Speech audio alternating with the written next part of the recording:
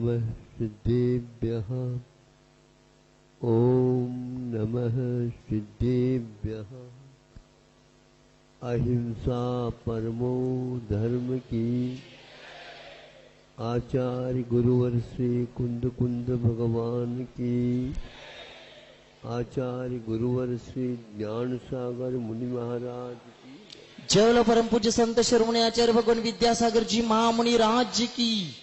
समस्त आचार्य संघ की।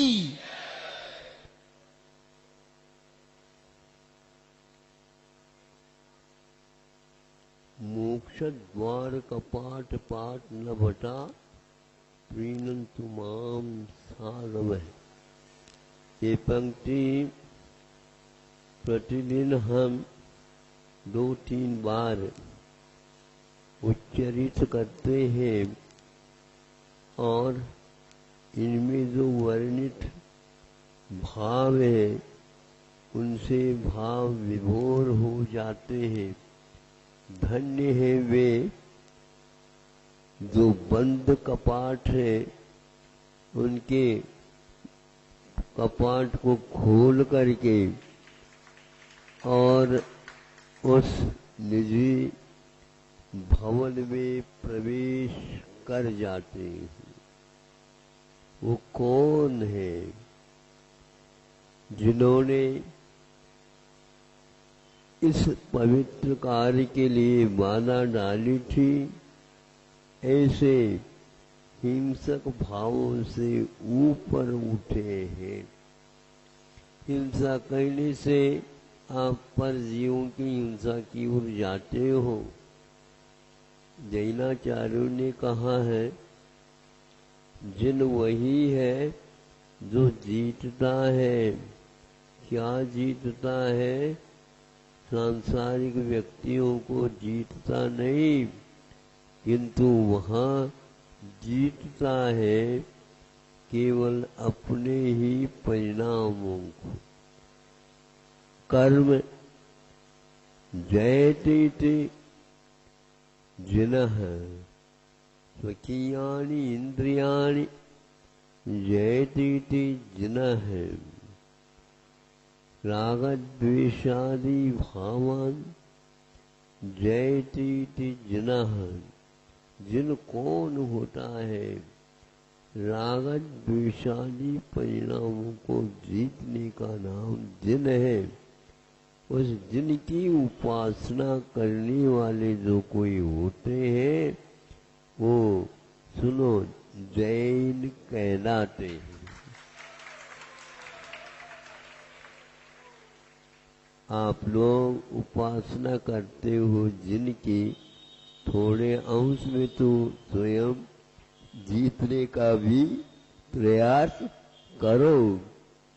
दूसरे को जीतना नहीं, वो तो भय के कारण करता है, किंतु यह अभय बनने के लिए करता है। आप स्वयं भय से मुक्त हो जाएंगे और दूसरों के लिए भी अभय दान प्रदान करेंगे। यदि संसार में दाता है वह सभी जीवों को अपने तरफ से कहता है निश्चिंत रहो, मेरे द्वारा मन वचन काया से किसी प्रकार से आप लोगों को बाधा होगी कभी नहीं है, नहीं होगी, कभी भी नहीं होगी। ऐसे जो प्राय करके त्रिलोक रचना के जो आप लोग बनाते हैं ना, उसमें ये हाथ रहता है, ये अभय का द्योतक है। और आप लोगों का हाथ कैसा रहता है? केवल दिशा में अंतर आया है कि सामने न मुड़ करके यूं हो गया। यह भय का और हिंसा का द्योतक है। हमारे उपास्य देव अहिंसक है। और उसकी उपासना करने वाले होने के कारण आप भी कथनचित कुछ न कुछ तो हिंसा से दूर रहना चाहिए। इस युग के प्रथम तीर्थंकर वृषभ हुए हैं। उनके सुपुत्र प्रथम चक्रवर्ती के रूप में भरत जी हुए हैं और उनके भ्राता कामदेव के रूप में बाहुली बलि हुए हैं। इस युग के आदि में कैवल्य बहिनी ही ऋषभनाथ भगवान को चूंकि समूह चरण की रचना होने के बाद दिव्य ध्वनि के लिए आवश्यक था, किंतु उनसे भी पहले इस युग के आदि में मोक्ष द्वार कपाट पाट न भटा त्रिनंतमाम था। वे कामदेव बाहुबली भगवान इस युग में सर्वप्रथम उद्घाटक हो गए। ये कितना बड़ा, यद्यपि यह होना तो नहीं चाहिए, लेकिन होनहार इसी को बोलते हैं। कैसे कैसे कर्म बंधते हैं और कैसे कैसे उनको निर्जरा करके जाती है, यह अद्वितीय उदाहरण है। यहाँ पर कोई घूसखोरी करके चले गए, अरे तीर्थंकरों को कौन घूसखोरी देगा? कुछ भी नहीं। भरत चक्रवर्ती से भी पहले वो पहुंच गए। यह एक अपने आप में सोचनीय और चिंतनीय मनन करनी विषय है। राग द्वेष मोह मद मत्सर सबके ऊपर विजय प्राप्त करना। भीम से सब डरते थे, किंतु जब भीम बैठ गया पद्मासन में, तब कोई भी उनसे नहीं डरता, क्योंकि वे अपने शत्रु को समूल नष्ट करने में लगे हुए हैं। आंख बंद करके कैसे? भीतर शत्रु है, बाहर नहीं है। यह विश्वास करना भी मामूली नहीं है, क्योंकि हम आज तक आंखें बाहर की ओर तो खोले हैं, भीतर की ओर कपाट बंद है। अब वह कब खुलेगा? खुलेगा क्या नहीं खुलेगा, इसमें देरी क्यों?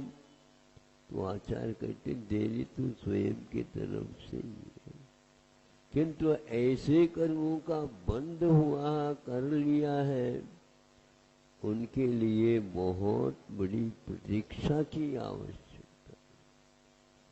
उसी की आप प्रतीक्षा, जैसे और कोई अच्छी वस्तु को खरीदना कर चाहते हैं, पैसे की कमी है तो पूर्ण करते हैं, तो प्रतीक्षा पूर्ण हो जाती है और उसके लिए बाहर देखने की आवश्यकता नहीं।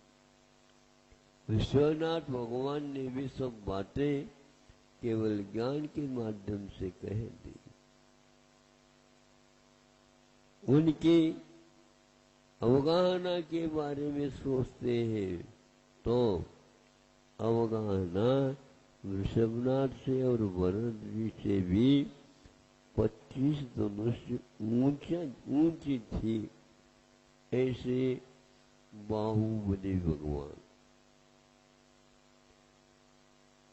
चक्री को हराना अपने आप में बहुत कठिन विषय था, लौकिक विषय तो है, लेकिन यह पारलोक विषय भी इसलिए है, कर्म ऐसे किए थे जो उनके लिए भारी हो गया।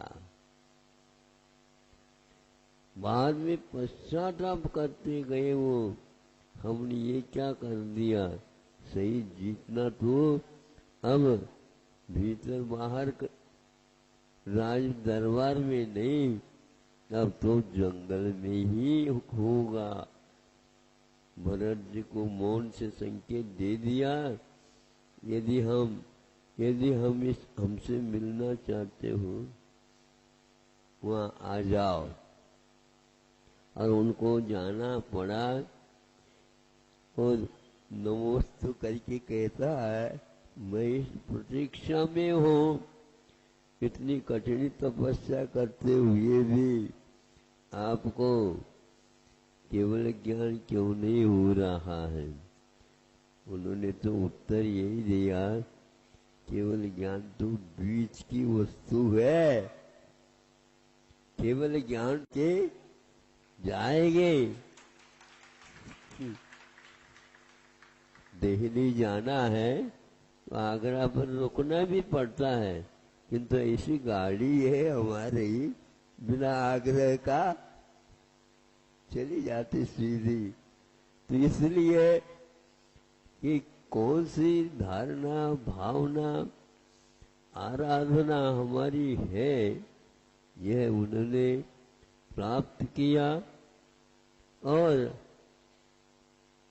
मुक्ति पाने के लिए उन्होंने एक दीक्षित होने के उपरांत एक बार भी भोजन, 1 वर्ष तक यह तपस्या उनके अखंड बनी रही। और तब एक साथ केवल ज्ञान होने के बाद विहार भी किए और गंधकुटी के माध्यम से रह करके उपदेश भी दिए। फिर अंत में उन्हें इस युग के आदि में मोक्ष रूपी लक्ष्मी का लाभ हुआ।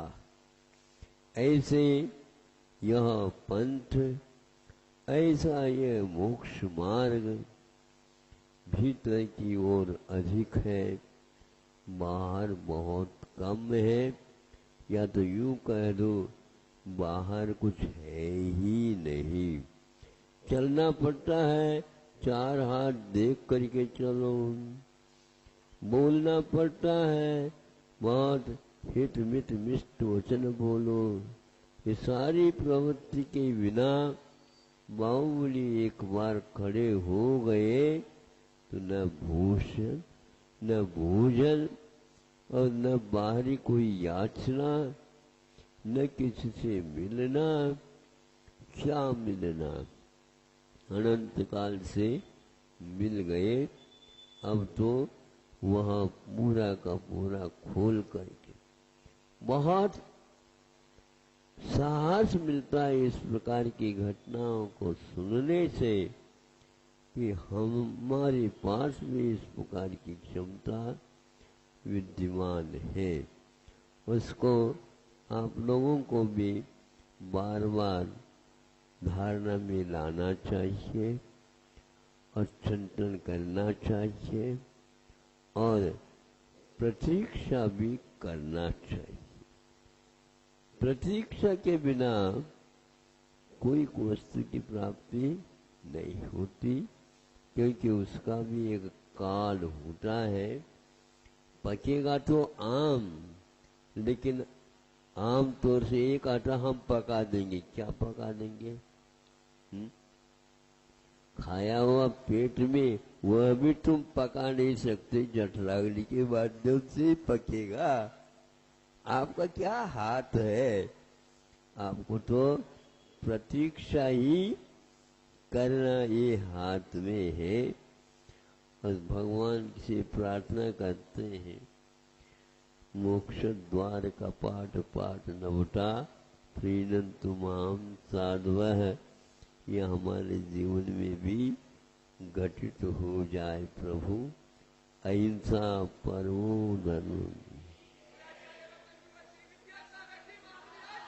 महाराज की जयकारा गुरुदेव का।